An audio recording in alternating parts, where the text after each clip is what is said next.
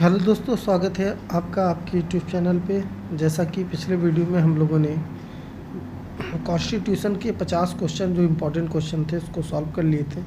तो आज हम लोग उसी को कंटिन्यू बढ़ाते हुए जो 300 प्रश्नों का जो संग्रह चल रहा है इसको हम लोग आगे लेकर के जाएंगे। तो ये जितने भी क्वेश्चन है वो सभी आपके हर एक परीक्षा के लिए महत्वपूर्ण है। अगर आप ये सभी क्वेश्चन एक बार परीक्षा से पहले देख कर जाते हैं सभी क्वेश्चन, ठीक है, तो आप जो परीक्षा में सम्मिलित होंगे उसमें आपको अगर वो पॉलिटी से क्वेश्चन आ रहा है कॉन्स्टिट्यूशन से, तो वहाँ आपको इसका फ़ायदा देखने को मिलेगा। ठीक है, तो आइए प्रश्न की तरफ चलते हैं। तो प्रश्न हमारा 51 वाला कह रहा है कि राज्य के द्वारा भूमि अधिग्रहण से संबंधित है। राज्यों के द्वारा भूमि अधिग्रहण जो है संबंधित वो किससे है ना। देखिए, आप सभी लोगों को पता होगा कि जब संविधान लागू हुआ था तो उस समय जो है वो केवल अनुसूचियों की संख्या की अगर बात करें तो अनुसूचियाँ कितनी थी, तो वो 8 थी। कितनी थी? 8 थी। लेकिन बाद में 4 अनुसूचियाँ और जोड़ी गई, ठीक है, जिसमें से एक अनुसूची 9वीं अनुसूची था जिसका संबंध था भूमि अधिग्रहण कानून। ठीक है, तो जो भूमि अधिग्रहण कानून था ये पहले सबके लिए था, लेकिन बाद में इसको एक कानूनी अधिकार बना दिया गया। कानूनी लीगल रूप से आप जो है भूमि को अधिग्रहित कर सकते हैं। ठीक है, तो याद रखिएगा कि भूमि अधिग्रहण का कानून कौन से अनुसूची में है, तो वो 9वीं अनुसूची में है। क्वेश्चन नंबर 11 का आंसर हो जाएगा 51 का। आइए अगले क्वेश्चन पर चलते हैं। तो है 10वीं अनुसूची संविधान में कब जोड़ा गया। तो देखिए, 10वीं जो अनुसूची है वो संविधान में वो 52वां संशोधन था और ये 1985 में जोड़ा गया था। आपसे क्वेश्चन इसमें 3 बन सकता है। एक पूछ सकता है कब जोड़ा गया था, तो 1985। कौन सा संशोधन था, तो ये 52वां संशोधन था, है ना। किससे संबंधित होता है, तो दल बदल कानून से ये संबंधित होता है, दल बदल कानून। ठीक है, तो तीनों बातें याद रखिए कि 10वीं अनुसूची कब जोड़ा गया, 1985 में। संशोधन कौन सा हुआ, 52वां संशोधन। और कानून कौन सा बना, तो दल बदल कानून बनाया गया। ठीक है, देखिए ये जो अगला क्वेश्चन है, दल बदल से संबंधित प्रावधानों का उल्लेख किस अनुसूची में है, तो यहाँ पर दे रहा है कि ये 10वीं अनुसूची में। तो जैसा कि पहले मैंने आपको बता दिया। ठीक है, सभी प्रश्न महत्वपूर्ण है, परीक्षा में आए हुए हैं 100%। आपका जो अगर आप वीडियो पूरा देखते हैं तो आप कहीं ना कहीं से ज़रूर आपको फ़ायदा मिलेगा। ठीक है, चलिए आगे चलते हैं। और अगला जो प्रश्न है वो कह रहा है कि 11वीं अनुसूची संविधान में कब जोड़ा गया। तो देखिए ये भी इम्पोर्टेंट है। पहले तो जान लीजिए कि ये 73 यानी 73वां संशोधन था, है ना, 73वां संशोधन। और ये जोड़ा कब गया, ठीक है, तो ये 1993 में जोड़ा गया था। कब? 1993 में जोड़ा गया और ये 73वां संशोधन था। 74वां अगर बात करें, 74वां जो संशोधन था वो 12वीं अनुसूची के लिए था। 12वीं अनुसूची के लिए 74वां संशोधन था। ठीक है, अगर ये 73वां जो संशोधन था यानी 11 अनुसूची बनी थी, उसमें क्या काम था, तो इसमें पंचायती राज जो संस्था था, है ना, उसके कार्य के संबंधित प्रावधानों का इसमें उल्लेख किया गया। ठीक है, ये कौन सी अनुसूची थी, तो 11वीं अनुसूची थी। और संशोधन कौन सा था, तो 73वां संशोधन था। कब हुआ, तो 1993 में हुआ। 74वां संशोधन जो है वो आपका 12वीं अनुसूची के जोड़ा गया। चलिए आगे देखते हैं, आगे प्रश्न को मेंशन किया गया है। अगला प्रश्न है कि 12वीं अनुसूची को कब जोड़ा गया, है ना, तो ये 1993 का ही समय था। 74वां संशोधन था। ये जो है शहरी क्षेत्र, यहाँ क्षेत्र रहेगा, शहरी क्षेत्र से संबंधित जो है स्थानीय शासन व्यवस्था के लिए ये जो अनुसूची थी 12वीं वो बनाई गई थी। ठीक है, अगला प्रश्न है भारत राज्य का संघ होगा, यह किस अनुच्छेद में है। तो देखिए बहुत इंपॉर्टेंट है, बहुत ही ज़्यादा ये क्वेश्चन आया हुआ है। तो भारत राज्यों का संघ होगा, यह जो है आपके अनुच्छेद 1 में है। तो अगला प्रश्न है कि नए राज्यों का निर्माण, सीमाओं का नाम परिवर्तन किस अनुच्छेद में है, तो ये अनुच्छेद 3 में है। कोई नया राज्य का निर्माण अगर करना है, जैसे सन 2000 में, है ना, सन 2000 में अगर बात करें तो यूपी से जो है वो उत्तराखंड अलग हो गया। उत्तराखंड क्या हुआ, अलग हुआ। तो ये सब जो है ये नए राज्य बनाए जाएंगे, कौन कौन से भाग उनके होंगे या उनकी सीमा कहाँ तक होगी, ये सब जितने भी चीज़ें हैं वो अनुच्छेद 3 में इसका मेंशन किया गया है, संविधान में इसका मेंशन है। ठीक है, स्वतंत्र भारत में भाषा के आधार पर गठित होने वाला प्रथम राज्य कौन था? ठीक है, तो याद रखिएगा ये जो प्रथम राज्य था ये था आंध्र प्रदेश था, है ना। क्योंकि भारत का जब निर्माण हुआ, भारत जब बना, देश बना, तो जो राज्यों का बंटवारा था वो राज्यों का बंटवारा क्षेत्रीय एरिया यानी कि जियोग्राफिकल बंटवारा हो रहा था, न कि भाषाई। क्योंकि भारत में तो बहुत प्रकार की भाषाएं थी, तो अगर भाषा के अनुसार अगर हम बंटवारा करने लगते तो बहुत सारे राज्य हो जाते। लेकिन पहली बार एक ऐसी जो तय इस पर बहुत दिनों तक आंदोलन चला, है ना। आंदोलन चलने के बाद जो है तब 1953 के आसपास में एक कमेटी का गठन हुआ जिसको हम लोग फजल अली कमेटी कहते हैं। तो फजल अली कमेटी के द्वारा पहली बार जो है वो जो है राज्य के आधार पर जो है वो बंटवारा किया गया था। तो यहाँ पर पूछा है आंध्र प्रदेश स्वतंत्र भारत में भाषा के आधार पर गठित होने वाला पहला राज्य, तो याद रखिएगा आंध्र प्रदेश था। ठीक है, और ये भी पूछ सकता है कि इसका गठन कब हुआ, तो अक्टूबर में हुआ था। आइए आगे चलते हैं।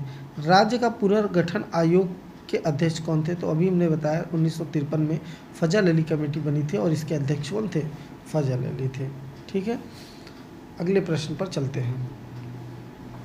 अगला प्रश्न है कि राज्य का पुनर्गठन अधिनियम, यहाँ रहेगा अधिनियम जो है वो कब पारित हुआ? तो ये जुलाई 1956 में पारित हुआ था। ठीक है, फजल अली कमेटी कब बनी थी? तो 1953 में, और 56 में जो है वो पुनर्गठन अधिनियम पारित हो गया था। सिक्किम भारत का 22वां राज्य कब बना? तो ये बना 26 अप्रैल 1975 को। ठीक है, तो बात भी याद रखिएगा, कई बार परीक्षा में आया हुआ है कि सिक्किम जो है भारत का राज्य बना, कब बना? तो याद रखिएगा 1975 में बना। और ये कौन सा राज्य था? तो भारत का ये 22वां राज्य था। ठीक है, आइए आगे चलते हैं। अगला क्वेश्चन है कि मिजोरम एवं अरुणाचल को पूर्ण राज्य का दर्जा कब मिला? ठीक है, तो मिजोरम और अरुणाचल, है ना, इनको पूर्ण राज्य का दर्जा कब मिला? तो 20 फरवरी 1987 को इनको पूर्ण राज्य का दर्जा मिला। गोवा को पूर्ण राज्य गोवा को पूर्ण राज्य का दर्जा कब मिला? तो ये 20 मई 1987 को, है ना। तो दोनों 87 में ही, एक में 20 फरवरी है और एक में 30 मई है। ठीक है, ये बात भी आपको याद रखनी है। तेलंगाना भारत का 29वां राज्य कब बना? तो ये बना था 2 जून 2014 को। तेलंगाना जो है वो भारत का 29वां राज्य बना था। ठीक है, अगर आप लोगों को पता है कि भारत में कितने राज्य हैं, है ना, कितने राज्य हैं, तो आप लोग कमेंट में ज़रूर बताइएगा कि राज्य की संख्या कितनी है। और जो टेरिटरी स्टेट है यानी कि जो केंद्र शासित प्रदेश हैं भारत में, वो कितने हैं, है ना, 8 हैं, 9 हैं या 7 हैं, वो आप लोग कमेंट करके ज़रूर बताइएगा। चलिए आगे चलते हैं। तो यहाँ से ये 3-4 बातें याद रखिएगा कि सिक्किम भारत का 22वां राज्य कब बना? तो सिक्किम 1975 में, और मिजोरम 1987 में, गोवा कब बना? 1987 में, तेलंगाना कब बना? 2014 में। तो ये लेटेस्ट है, ये कई बार परीक्षा में क्वेश्चन पूछा जा रहा है, बार बार ये पूछा जा रहा है कि तेलंगाना जो है 29वां राज्य कब बना? तो 2 जून 2014 को बनाया गया। अगले प्रश्न पर चलते हैं। अगला प्रश्न है भारत में कैसी नागरिकता का प्रावधान है? तो देखिए, भारत जो देश है यहाँ पर एकल नागरिकता का प्रावधान है। ठीक है, एकल नागरिकता मतलब सभी वर्ग के लोगों को एक समान रूप से देखा जाएगा, उनके साथ जो है व्यवहार एक समान तरीके से किया जाएगा, भेदभाव कोई नहीं रहेगा। जैसे कश्मीर में कश्मीर के लोगों को दोहरी नागरिकता दी जाती थी, लेकिन अब उसको भी क्या कर दिया गया है? समाप्त कर दिया गया है। दोहरी नागरिकता मतलब एक भारत की भी नागरिकता रहेगी और एक कश्मीर जो अपने आप को एक अलग देश मानता था, है ना, हालांकि था तो भारत का हिस्सा वो, लेकिन वो अपने वहाँ पर कानूनी रूप से जो था प्रावधान कि वहाँ पर दोहरी नागरिकता थी। ठीक है, एकल नागरिकता का अर्थ ये होता है कि जितने भी संविधान के जो भी पहलू होंगे, जितने भी मूल कर्तव्य होंगे, मौलिक अधिकार होंगे, उनका निर्वहन करना होगा। और दोहरी नागरिकता का मतलब ये होगा कि वहाँ पर, जैसे उस समय की बात है कि कश्मीर के लोग अगर भारत के फ्लैग का अनादर भी कर देते तो उस समय कोई दिक्कत नहीं थी, क्योंकि वहाँ दोहरी नागरिकता थी।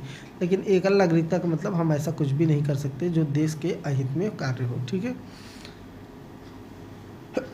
आगे चलते हैं। अगला प्रश्न है, मौलिक अधिकार का वर्णन संविधान के किस भाग में है? ठीक है, तो जो मौलिक अधिकार है ना, देखिए मौलिक 3 शब्द से मिलकर के बना है, तो याद रखिएगा भाग 3 में। और कितने से कितने तक है? तो 12 से 35 जो अनुच्छेद है वो इसी की व्याख्या करता है कि जो अधिकार है, मौलिक अधिकार है ना, वो हमको किस तरीके से दिया जाएगा और हमारे क्या क्या मौलिक अधिकार है। मेरे ख्याल से आप सभी लोगों को जानना चाहिए कि आपके मौलिक अधिकार कितने हैं और वह कौन कौन से हैं। ठीक है, अगर आपको पता है तो आप ज़रूर कमेंट बॉक्स में इसका आंसर दीजिएगा। आइए आगे चलते हैं। अगला प्रश्न है, भारतीय संविधान में मूल रूप से कितने मौलिक अधिकार थे? वर्तमान की बात वर्तमान में 7, वर्तमान में 6। ठीक है, यानी 7 मौलिक अधिकार थे और अब वर्तमान में कितने बचे हैं? 6 बचे। अभी मैंने आपसे कहा, तो यहाँ आप देख सकते हैं। अब सवाल ये होता है कि जो एक जो मौलिक अधिकार था वो कौन सा था जिसको हटा दिया गया? तो याद रखिए वो था जो संपत्ति का अधिकार था, जो अभी हमने बताया। संपत्ति का जो अधिकार है वो अनुच्छेद अनुसूची 9 है उसके तहत जो होता है इसको कानूनी अधिकार बना दिया गया। संपत्ति के अधिकार को पहले ये हमारा मौलिक अधिकार हुआ करता था। ठीक है, क्वेश्चन ये आपसे पूछ सकता है कि वर्तमान में कितने थे? तो वर्तमान में 7 थे मौलिक अधिकार। अब इस समय अगला क्वेश्चन है, संपत्ति का अधिकार को किस संशोधन में मौलिक अधिकार से हटाया गया? तो देखिए ये जो 44वां संशोधन था उसमें इसके ये जो मौलिक अधिकार था हमारा, यानी संपत्ति का अधिकार, ये एक मौलिक अधिकार था तो इसको हटा दिया गया। अब ये जो संपत्ति का अधिकार है अनुसूची 9 के तहत इसको कानूनी अधिकार बना दिया गया है। ठीक है, जो अनुसूची 9 है इसको जोड़ करके इसको कानूनी अधिकार बना दिया गया। अब संपत्ति का अधिकार कौन सा अधिकार है? तो अनुच्छेद 301 के अंतर्गत ये क्या बन गया है? एक कानूनी अधिकार बन गया है। तो आई होप आप लोग को रिलेट कर पा रहे हो इस चीज़ से। आइए आगे चलते हैं। अगला प्रश्न है कि 42वां संशोधन कब हुआ? तो 42वां जो संशोधन था है ना, वो हुआ 1979 में। बहुत इम्पॉर्टेंट है क्योंकि 42वां जो संशोधन था, ठीक है, इसी को मिनी कॉन्स्टिट्यूशन ऑफ इंडिया भी कहा जाता है, छोटा संविधान। कौन से संशोधन को? तो 42वें संशोधन को। इसमें 3 शब्द जोड़े गए थे है ना, तो वो 3 शब्द कौन कौन से थे? आप लोग इसको कमेंट बॉक्स में ज़रूर बताइए। 3 शब्द जोड़े गए थे जो बहुत ही महत्वपूर्ण शब्द हैं है ना। अगर आप पढ़ रहे हैं पॉलिटी तो आपको ये तीनों शब्द पता होने चाहिए कि कौन कौन से जोड़े गए थे। ठीक है, और क्वेश्चन में ये है कि कब जोड़ा गया? तो ये 42वां जो संशोधन था इसको जो है 1979 में किया गया था। अस्पृश्यता का अंत है ना, यहाँ अस्पृश्यता गलती से लिख दिया गया। अस्पृश्यता यानी जो भेदभाव होता है उसका अंत किस अनुच्छेद में इसका उल्लेख किया गया है? तो अनुच्छेद 17 में अस्पृश्यता का अंत जो है वो यानी भेदभाव का अंत जो है वो अनुच्छेद 17 में इसका उल्लेख किया गया है। स्वतंत्रता का अधिकार किस अनुच्छेद में है? तो स्वतंत्रता का अधिकार अनुच्छेद 19 से लेकर के अनुच्छेद 22 तक जो है वो दिया गया है। प्रेस की स्वतंत्रता का वर्णन किस अनुच्छेद में है? तो प्रेस की जो स्वतंत्रता है वो अनुच्छेद 19A में इसको रखा गया है। 6 से 14 वर्ष के बालकों के लिए निःशुल्क एवं अनिवार्य शिक्षा का उल्लेख किस अनुच्छेद में है? तो अनुच्छेद 21 क में है। ये बहुत इम्पॉर्टेंट है।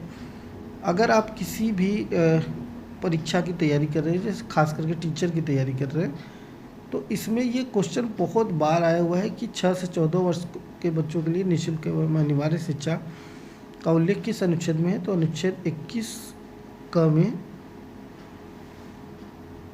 इसको रखा गया है। ठीक है, आइए आगे चलते हैं। अगला प्रश्न है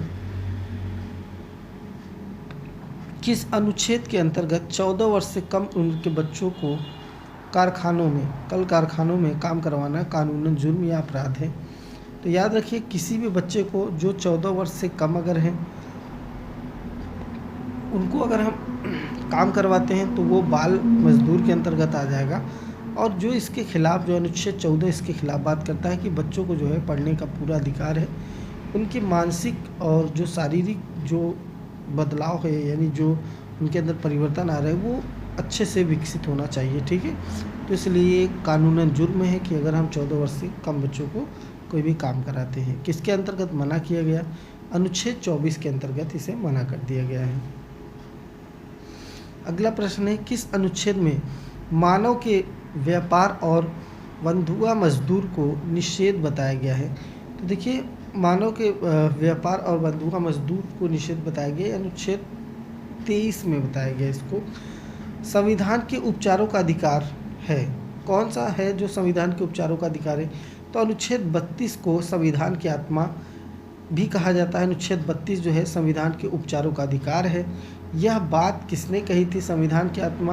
तो याद रखिएगा, ये बात जो है वो डॉक्टर भीमराव अम्बेडकर ने कही थी कि जो है वो जो अनुच्छेद 32 है वो संविधान की आत्मा है। अच्छा, अगर ऐसे पूछा जाए कि संविधान की आत्मा किसे कहा जाता है, तो आप जानते रहिए संविधान की आत्मा कहा जाता है प्रस्तावना को। प्रस्तावना जो है ना, प्रस्तावना को संविधान की आत्मा कहा जाता है। लेकिन अगर ये कहा जाए कि संविधान की आत्मा, भीमराव अम्बेडकर ने किसी संविधान की आत्मा कहा, तो अनुच्छेद 32 को इन्होंने संविधान की आत्मा कहा था। राज्य के नीति निर्देशक तत्व, राज्य के नीति निर्देशक सिद्धांत किस भाग से संबंधित है? तो ये संबंधित है भाग 4 से। राज्य का जो नीति निर्देशक सिद्धांत है, निर्देशक नहीं निदेशक होगा, राज्य का नीति निर्देशक जो सिद्धांत है वो भाग 4 से संबंधित है। अगला प्रश्न है कि सामान्य कार्य के लिए समान वेतन किस अनुच्छेद के अंतर्गत आता है? तो देखिए, कोई भी व्यक्ति अगर काम करेगा तो जितना काम करेगा उसको उतना पैसा मिलना चाहिए। जैसे भारत में अगर आप देखें तो मनरेगा मनरेगा जो है, जो रोज़गार की गारंटी देता है मनरेगा, तो उसमें मानक एक फिक्स किया जाता है कि मज़दूर को इतना पैसा मिलेगा। तो अगर मज़दूर को उसकी मजदूरी से कम पैसा मिलता है तो फिर वो कानूनन जुर्म है ना। ये कौन सा अनुच्छेद कहता है? ये अनुच्छेद कहता है 39 का। ठीक है, जैसे मान लीजिए आपने किसी से कोई काम कराया और आप उसको पैसा नहीं दे रहे हैं, तो वो कोर्ट में जा सकता है अपनी बात को लेकर के कि समान कार्य हमने किया लेकिन हमको समान तरीके से पैसा नहीं मिला, और अनुच्छेद 39 के तहत, 39 का के तहत उसको जो है न्याय दिया जाएगा। ठीक है, आइए आगे चलते हैं अगले प्रश्न की तरफ। तो अगला प्रश्न है, ग्राम पंचायतों का संगठन किस अनुच्छेद में है? तो देखिए, ग्राम पंचायत जो हैं उनका जो संगठन है उसका उल्लेख जो है अनुच्छेद 40 में है। हिंदी को प्रोत्साहन देना किस अनुच्छेद के अंतर्गत आता है? तो हिंदी को प्रोत्साहन देना ये अनुच्छेद 351, ये कई बार एग्जाम में क्वेश्चन आया हुआ, तो इसको हाईलाइटेड कर लीजिएगा कि हिंदी को प्रोत्साहन देना किस अनुच्छेद के अंतर्गत आता है? अनुच्छेद 351 के अंतर्गत ये आता है। प्राथमिक स्तर पर मातृभाषा में शिक्षा देना किस अनुच्छेद के अंतर्गत आता है? तो अनुच्छेद 350 क के अंतर्गत ये आता है। कहने का मतलब है, अगर बच्चा जो है वो भोजपुरी में सीख रहा है तो आपको कोई अधिकार नहीं कि उसको आप खड़ी भाषा में सिखाएं। ठीक है, तो आप उसको भोजपुरी में ही सिखाएंगे प्राथमिक लेवल तक की जो स्टडी होती है, क्योंकि बच्चा अपने नेटिव लैंग्वेज में चीज़ों को बेटर समझ पाता है, अच्छे से समझ पाता है। ठीक है, तो आइए आगे चलते हैं। अगला क्वेश्चन है कि मौलिक कर्तव्य को संविधान में कब जोड़ा गया? तो मौलिक कर्तव्य को संविधान में कब जोड़ा गया? तो 42वें मौलिक कर्तव्य जो थे वो 42वां संशोधन और 1976 जो था इसमें जोड़ा गया था। ठीक है, अगला क्वेश्चन है कि मौलिक कर्तव्यों को किस अनुच्छेद में रखा गया है? तो भाग 4 और अनुच्छेद 5 में रखा गया है। आइए अगले प्रश्न की तरफ चलते हैं। अगला प्रश्न है कि मूल संविधान तथा वर्तमान में मौलिक कर्तव्यों की संख्या कितनी है? तो देखिए, मूल संविधान की अगर बात करें तो मूल संविधान में 10 मौलिक कर्तव्य थे, वर्तमान में 11 मौलिक कर्तव्य हैं, है ना। और 11वां जो एक जोड़ा गया वो क्या है, माता पिता द्वारा बच्चों को 6 से 14 वर्ष में प्राथमिक शिक्षा देना, ये बिल्कुल अनिवार्य है। ये 86वां संशोधन था जो 2002 में किया गया था। ठीक है, तो याद रखिएगा कि मूल संविधान में हमारे कुल कर्तव्यों की संख्या अगर बात करें तो कितनी थी, तो 10 थी, लेकिन वर्तमान में 11 है। वो क्या जोड़ा गया, 6 से 14 वर्ष के बच्चों को प्राथमिक शिक्षा देना बिल्कुल अनिवार्य है। ये 2002 में 86वें संशोधन में इसको ऐड किया गया था। भारतीय संघ की कार्यपालिका शक्ति किसमें निहित होती है, तो ये राष्ट्रपति में नहीं। भारतीय संघ की जो कार्यपालिका की जो शक्तियाँ होती है वो राष्ट्रपति में निहित होती है। ठीक है, अगला प्रश्न है, राष्ट्रपति का जो कार्यकाल होता है कितने वर्ष का होता है, तो याद रखिए 5 वर्ष का होता है। राष्ट्रपति के लिए जो न्यूनतम आयु होनी चाहिए वो कितनी होनी चाहिए, तो न्यूनतम आयु होनी चाहिए जो है 35 वर्ष, है ना। अगर आपसे पूछे कि राज्यसभा के लिए न्यूनतम आयु कितनी होनी चाहिए, तो होनी चाहिए 25 वर्ष, 25, है ना, ये भी याद रखिए। भारत का संवैधानिक प्रधान कौन होता है, तो देखिए राष्ट्रपति जो है वो भारत का संवैधानिक जो है प्रधान होता है, यानी भारत का पहला जो है वो नागरिक माना जाता है राष्ट्रपति। ठीक है, तो राष्ट्रपति से रिलेटेड ये भी क्वेश्चन आते रहते हैं। ठीक है, तो आप इन सब क्वेश्चनों को भी ध्यान रखिएगा। आइए आगे चलते हैं। अगला क्वेश्चन है कि भारत के राष्ट्रपति की तुलना किस देश के सम्राट से की जाती है, तो देखिए भारत के राष्ट्रपति की तुलना ब्रिटेन के सम्राट से की जाती है। मतलब बहुत बड़ा एक पद होता है भारत में राष्ट्रपति का। ठीक है, भले उसके कार्य उसका जो भी हो उसको वैल्यू ना दिया जाए, लेकिन भारत का जो राष्ट्रपति होता है उसका पद की अगर बात करें तो बहुत बड़ा पद होता है राष्ट्रपति का। ठीक है, भारतीय तीनों सेनाओं का सर्वोच्च सेनापति कौन होता है, तो राष्ट्रपति होता है। जल, थल और वायु सेना, ठीक है, तीनों का जो मेन सेनापति सभापति होता है कौन होता है, राष्ट्रपति होता है। भारत के राष्ट्रपति चुनाव का संचालन कौन करता है, तो ये संचालन कोई भी चुनाव है तो उस सभी चुनाव का जो संचालन होता है वो निर्वाचन आयोग करता है, भारत का निर्वाचन आयोग। ठीक है, जिसको हम इलेक्शन कमीशन के नाम से भी जानते हैं। राष्ट्रपति को उसके पद से कैसे हटाया जा सकता है, तो देखिए महाभियोग लगा करके राष्ट्रपति को उसके पद से हटाया जाता है, लेकिन महाभियोग लगाने से पहले राष्ट्रपति को 14 दिन पहले, कम से कम 14 दिन पहले यह सूचित अवगत कराना होगा कि आपके ऊपर महाभियोग इस कार्य के लिए लगाया जा रहा है। राष्ट्रपति पर महाभियोग किस आधार पर लगाया जा सकता है, तो संविधान का अतिक्रमण करने पर अनुच्छेद 61, ठीक है, अनुच्छेद 61(1) में अगर संविधान पर कोई अतिक्रमण हो रहा है तो उसके तहत जो है सो वो राष्ट्रपति के ऊपर महाभियोग लगाया जा सकता है, और उसी के 14 दिन पहले उनको सूचित करके और राष्ट्रपति को उसके पद से हटाया जा सकता है। आइए आगे चलते हैं। महाभियोग की प्रक्रिया किस देश से ली गई है, तो यह महाभियोग की प्रक्रिया अमेरिका देश से लिया गया है। एक व्यक्ति भारत में कितनी बार राष्ट्रपति बन सकता है, देखिए भारत में जो इलेक्शंस होते हैं उसके लिए कोई बाउंडेशन नहीं है, जो जितनी बार चाहे वो हो सकता है, तो राष्ट्रपति भी जितनी बार चाहे राष्ट्रपति बन सकता है। भारत के राष्ट्रपति को पद एवं गोपनीयता की शपथ कौन दिलाता है, तो भारत का जो मुख्य न्यायाधीश होता है चीफ जस्टिस ऑफ इंडिया, ठीक है, तो चीफ जस्टिस ऑफ इंडिया जो है वो भारत को यानी राष्ट्रपति को उसकी गोपनीयता का शपथ दिलाता है। मुख्य न्यायाधीश न होने पर राष्ट्रपति को शपथ कौन दिलाएगा, तो उच्चतम न्यायालय का जो वरिष्ठ न्यायाधीश होगा, उच्चतम मतलब हाई कोर्ट का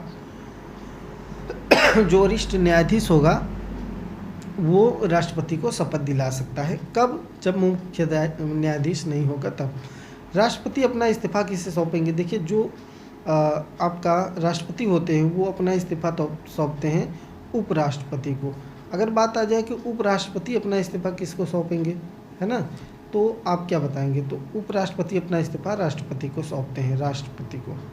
ठीक है, ये बात भी आप याद रखिए। और राष्ट्रपति अपना इस्तीफा किसे सौंपते हैं, उपराष्ट्रपति को, ये बात ठीक है। तो आप अगर चैनल पर नए हैं तो चैनल को आप सब्सक्राइब कर लीजिए, ठीक है, और ताकि आपको जो भी वीडियोज़ वगैरह हैं वो मिलते रहें। ठीक, आइए आगे चलते हैं अगले प्रश्न की तरफ। आइए अगले प्रश्न की तरफ चलते हैं। अगला प्रश्न है, राष्ट्रपति एवं उपराष्ट्रपति के अनुपस्थिति में कार्यभार जो होता है, कार्यकाल लिख दिया गया है, तो कार्यभार जो होता है वो कौन संभालता है? तो उच्चतम न्यायालय का जो मुख्य न्यायाधीश होता है वो जो होता है, अगर राष्ट्रपति उपराष्ट्रपति दोनों नहीं हैं तो उस समय जो कार्य होगा वो कौन संभालेगा? तो आपका उच्चतम न्यायालय का मुख्य न्यायाधीश जो होता है वो काम को संभालता है। ठीक है, अगले प्रश्न की तरफ चलते हैं। अगला प्रश्न है, भारत के कौन से राष्ट्रपति निर्विरोध चुने गए थे?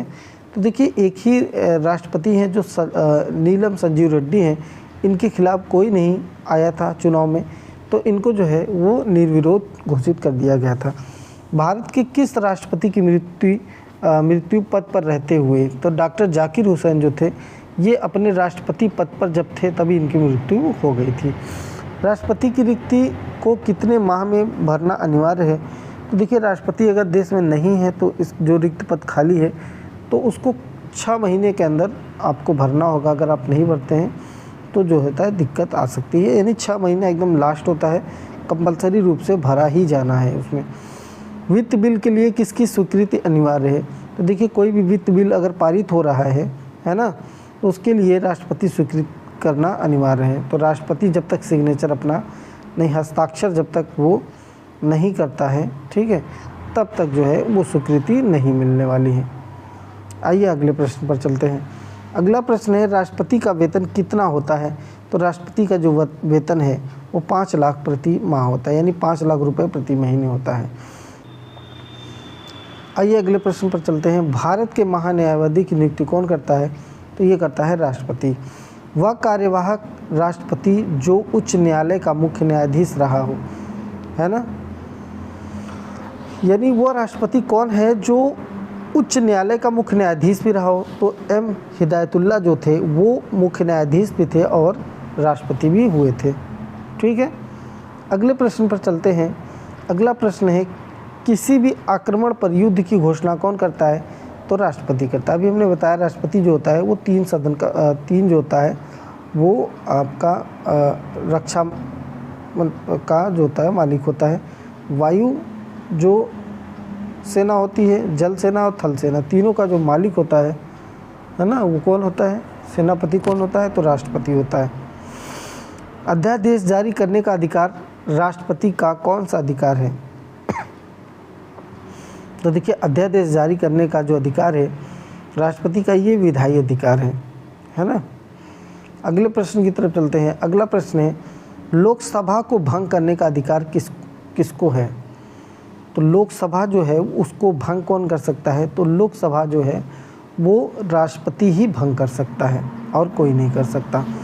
राष्ट्रपति शासन की घोषणा कौन करता है? तो राष्ट्रपति जो शासन लगेगा इसकी घोषणा स्वयं राष्ट्रपति करता है कि अब राष्ट्रपति शासन लगेगा।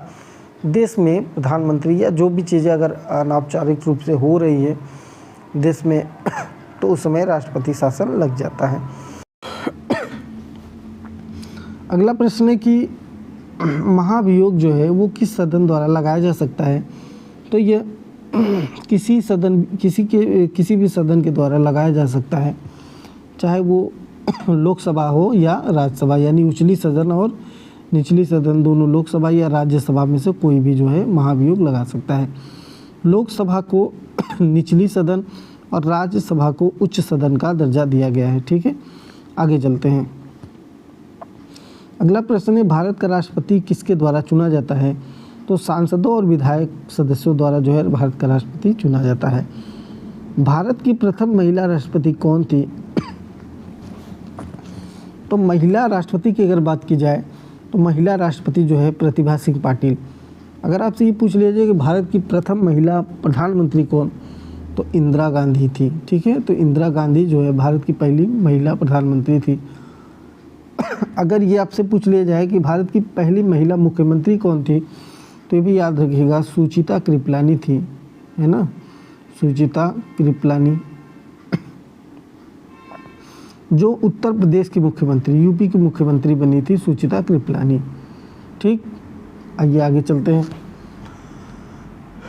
भौगोलिक क्षेत्र को अनुसूचित क्षेत्र घोषित करने का अधिकार किसको है?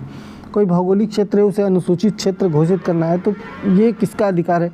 तो ये स्वयं राष्ट्रपति का है। किसी भी राज्य में राष्ट्रपति शासन अधिकतम कितने वर्ष तक लग सकता है? तो देखिए अधिकतम 3 वर्ष तक ये लग सकता है राष्ट्रपति शासन। राज्य में आपात कम से कम कितनी अवधि के लिए लगाया जा सकता है? तो कम से कम 2 माह के लिए जो है वो राज्य में आपातकालीन लगाया जा सकता है। नियंत्रक एवं महालेखा जिसे हम कैग कहते हैं कि नियुक्ति कौन करता है? तो राष्ट्रपति करता है। कैग का जो कार्यकाल होता है कितना होता है? तो 6 साल होता है CAG, और ये 65 वर्ष पूरा होने तक, यानी कि 6 वर्ष 65 वर्ष पूरा होने तक, है ना। तो आप ये ध्यान रखिए, ये नथिंग है। और नियंत्रक महालेखा निरीक्षक जो होते हैं इनकी नियुक्ति कौन करता है? तो राष्ट्रपति करता है। कार्यकाल कितना होना चाहिए? तो कार्यकाल कितना होता है? 6 वर्ष का होता है। ठीक, अगर मान लीजिए कोई चुन लिया गया है और उसका जो है 65 वर्ष में रिटायरमेंट उसको होना है, ठीक है, तो जितना वर्ष बचा हुआ है उतना वर्ष जो है वो महालेखा पद पर रह सकता है।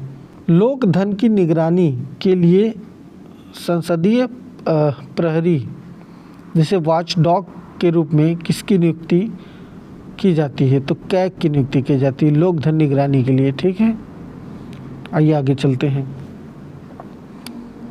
अगला प्रश्न है, किसी अपराध के लिए दोषी व्यक्ति को क्षमा करने की शक्ति किसमें होती है? तो राष्ट्रपति को होती है, जो अनुच्छेद 72 उसको शक्ति देता है। यानी वो चाहे तो किसी भी व्यक्ति को कितना भी बड़ा जुर्म किया हो, अगर राष्ट्रपति चाहे तो उसे माफ़ कर सकता है। राष्ट्रपति को किस अनुच्छेद के अंतर्गत आपातकालीन शक्तियाँ प्राप्त है? तो राष्ट्रपति को अनुच्छेद 352 से 360 के अंतर्गत जो है वो ये शक्तियाँ प्राप्त है कि वो आपातकालीन स्थिति में आपातकाल को घोषित कर सकता है। राष्ट्रपति कितने प्रकार का आपात लगा सकते हैं? तो 3 प्रकार का ये आपात लगा सकते हैं। ठीक है, तो युद्ध, विद्रोह, सशस्त्र बाह्य आक्रमण आपात किस अनुच्छेद के अंतर्गत आता है? तो 352 के अंतर्गत। राज्यों के संवैधानिक तंत्र विफल होने के कारण लगाया गया आपात राष्ट्रपति शासन किस अनुच्छेद के अंतर्गत आता है? तो 356। देखिए पहला वाला जो है, अगर युद्ध वगैरह देश में कोई युद्ध हो गया, आक्रमण हो गया, तो उसमें 352 लगाया जा सकता है ना, 352 अनुच्छेद। और 356 कब आएगा? जब संवैधानिक तंत्र विफल हो जाएंगे, राज्यों के संवैधानिक जो तंत्र है यानी विफलता आ रही है, वो सही से सरकार नहीं बन पा रही किसी की, तो उस समय राष्ट्रपति शासन लग सकता है, जो 356 के अंतर्गत आता है। अगला है कि अनुच्छेद 356 का प्रयोग सबसे पहले कहाँ हुआ था? तो देखिए सबसे पहले अनुच्छेद 356 का जो प्रयोग था वो पंजाब में 1951 में हुआ था। सर्वाधिक समय तक अनुच्छेद 356 का प्रयोग किस राज्य में रहा? तो ये भी पंजाब में रहा। ठीक है, याद रखिएगा, सर्वाधिक समय तक। वित्तीय आपात किस अनुच्छेद में आता है? तो वित्तीय आपात जो है वो 360 अनुच्छेद में आता है। वित्तीय आपात, देखिए आपात 3 तरीके से, एक युद्ध पर लग सकता है, एक अगर कोई राज्य विफल हो रहा है, सरकार बनाने में विफल हो रहा है, ठीक है, तब लग सकता है। एक जो होता है वित्तीय आपात होता है, वित्तीय आपात, तो 3 तरीके से लग सकते हैं, याद रखिएगा। 352 होता है वो युद्ध पर, और 356 जो होता है वो आपका होता है किस पर? तो वो राज्यों की जो विफलता होती है उस पर। और जो 360 होता है वो वित्तीय आपात, यानी धन से रिलेटेड, यानी कि वित्त से रिलेटेड अगर कोई दिक्कत आती है तो भी राष्ट्रपति शासन लगाया जा सकता है। ठीक है, इमरजेंसी। भारत में पहले आपातकालीन स्थिति की घोषणा कब हुई? तो देखिए भारत में पहले आपातकालीन स्थिति की जो घोषणा हुई वो 26 अक्टूबर 1962 भारत चीन युद्ध के दौरान हुआ था। ठीक है, 1962 का युद्ध याद रखिएगा, चाइना और भारत के बीच में जब हुआ था तब आपातकालीन लगा था। दूसरे आपातकालीन की घोषणा कब हुई? तो दिसंबर 1971 भारत पाकिस्तान के बीच में जब युद्ध हुआ है ना 1971 में, तो उस समय जो है आपातकालीन की घोषणा हुई थी। तीसरे आपातकालीन स्थिति की घोषणा कब हुई?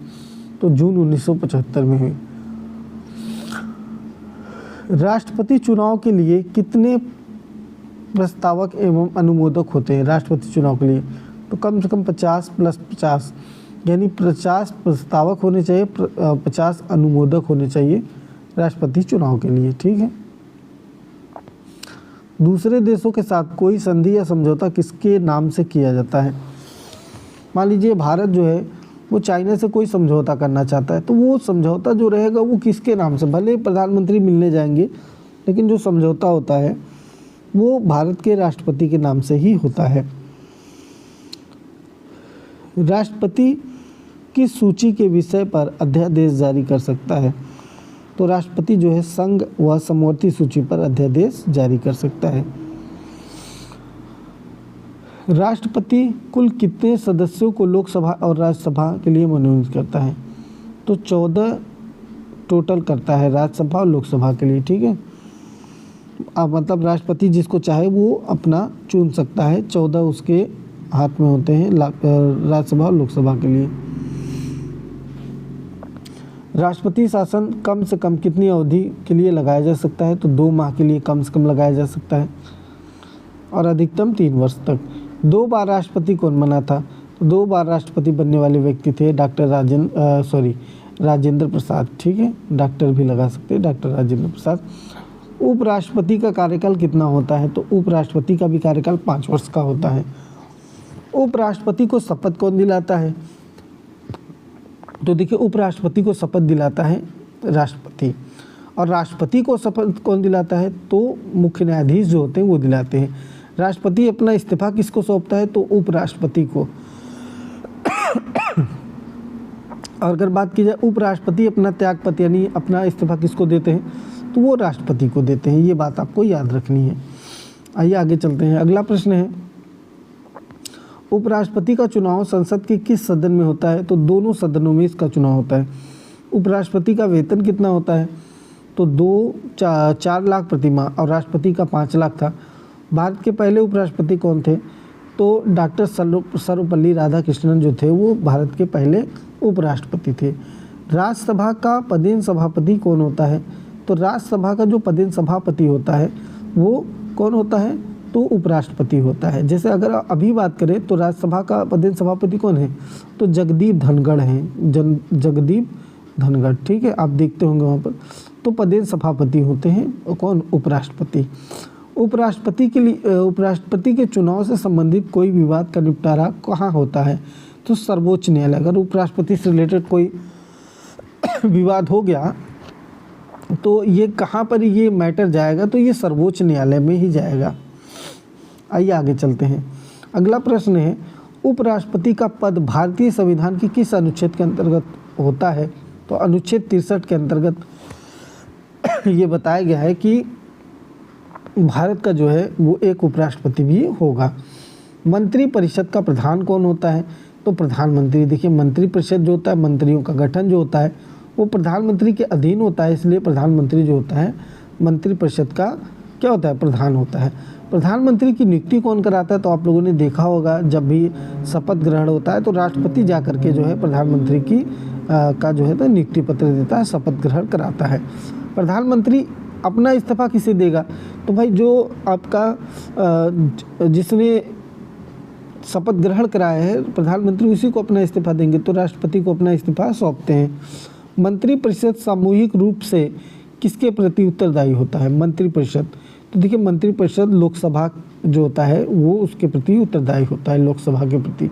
ठीक है, तो अगर वीडियो आपको अच्छा लगा हो तो वीडियो को लाइक करिएगा, और वीडियो देखने के लिए आप सभी लोगों का बहुत धन्यवाद। और चैनल पर अगर आप नए हैं तो चैनल को सब्सक्राइब भी कर लीजिएगा। ठीक है।